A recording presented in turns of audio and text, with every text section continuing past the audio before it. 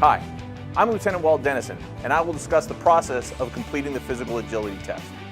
The test measures the physical fitness requirements necessary to begin your career in law enforcement. Candidates, before starting the physical agility test, warm up and stretch. The vertical jump begins by the candidate standing with heels together and reaching upward as high as possible. Using a rocking or one-step approach, the candidate will jump as high as possible, reaching upward at the same time. Candidates must complete the vertical jump at a distance of at least 14 inches. The best of 3 trials will be used as the candidate's final score. Candidates will have at least 3 minutes rest after the vertical jump. The agility run is a measure of coordinated movement and speed. It is important for performing tasks requiring quick movements around obstacle courses.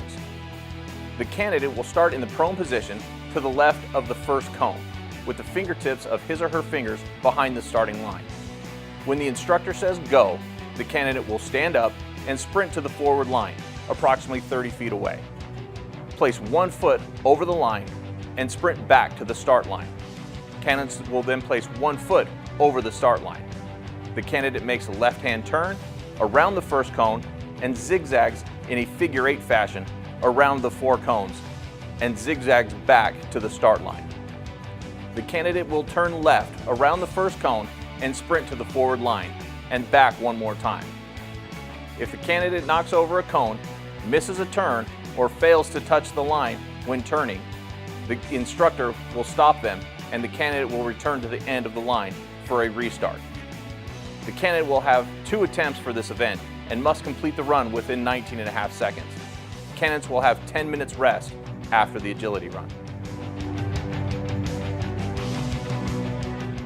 The sit-up begins while lying on your back with legs bent at the knees at a 90-degree angle, heels flat on the floor.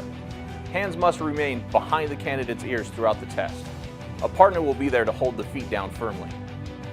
The candidate shall raise his or her upper body in a roll-up motion to an upright position, allowing his or her elbows to touch the knees and then return to a lying position until the shoulder blades touch the ground. 1 repetition will be counted using this procedure. The neck must remain in a neutral position. No jerking is allowed. Candidates will have 1 minute to complete 30 sit-ups. Resting is allowable only in the up position. Candidates will have a 5-minute rest period after the sit-ups.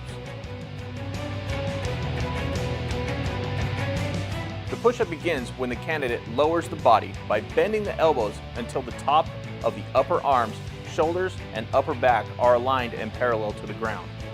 Return to the starting position by pushing up and soft locking the elbows. The candidates must keep their back straight at all times. 1 repetition will be counted using this procedure. Resting is allowable only in the up position. If any part of the candidate's body, other than the hands and feet, touch the mat, the candidate will fail this exam. There is no time limit, however, the candidate needs to complete 23 push-ups.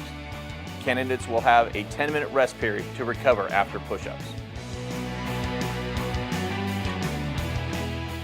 The 300-meter run should be performed in running shoes and appropriate clothing. The test begins at the designated start line and concludes after the candidate crosses the designated finish line. The candidate must complete this run in 68 seconds or less. There is a 15-minute rest period after the 300-meter run.